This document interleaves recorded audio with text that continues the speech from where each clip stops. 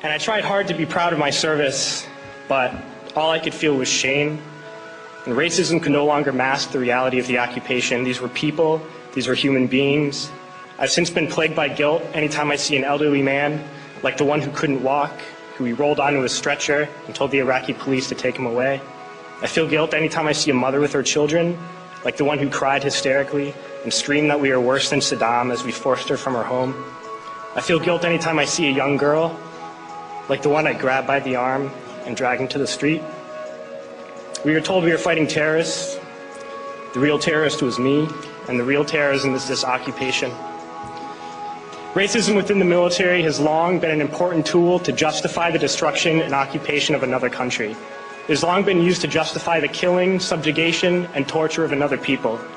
Racism is a vital weapon employed by this government. It is a more important weapon than a rifle, a tank, a bomber, or a battleship. It is more destructive than an artillery shell, or a bunker buster, or a Tomahawk missile. While all those weapons are created and owned by this government, they are harmless without people willing to use them. Those who send us to war do not have to pull a trigger or lob a mortar round. They do not have to fight the war, they merely have to sell the war. They need a public who is willing to send their soldiers into harm's way. They need soldiers who are willing to kill and be killed without question. They can spend millions on a single bomb, but that bomb only becomes a weapon when the ranks of the military are willing to follow orders to use it. They can send every last soldier anywhere on earth, but there will only be a war if soldiers are willing to fight. And the ruling class, the billionaires who profit from human suffering, care only about expanding their wealth, controlling the world economy. Understand that their power lies only in their ability to convince us that war, oppression, and exploitation is in our interest. They understand that their wealth is dependent on their ability to convince the working class to die to control the market of another country. And convincing us to kill and die is based on their ability to make us think that we are somehow superior. Soldiers, sailors, Marines, airmen have nothing to gain from this occupation. The vast majority of people living in the U.S. have nothing to gain from this occupation. In fact, not only do we have nothing to gain, but we suffer more because of it. We lose limbs, endure trauma, and give our lives.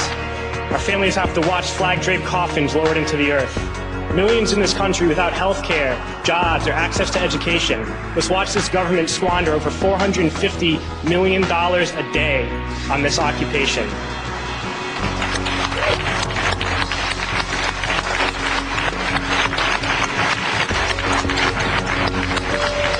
Poor and working people in this country are sent to kill poor and working people in another country to make the rich richer. And without racism, soldiers would realize that they have more in common with the Iraqi people than they do with the billionaires who send us to war.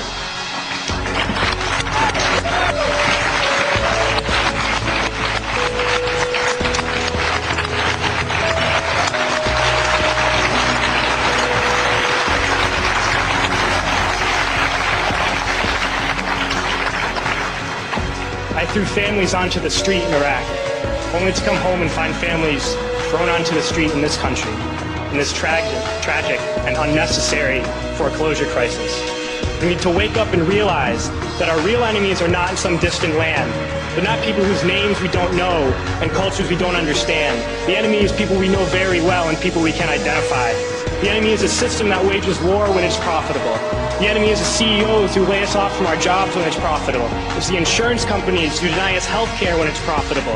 It's the banks who take away our homes when it's profitable. Our enemy is not 5,000 miles away. They are right here at home. If we organize and fight with our sisters and brothers, we can stop this war, we can stop this government, and we can create a better world.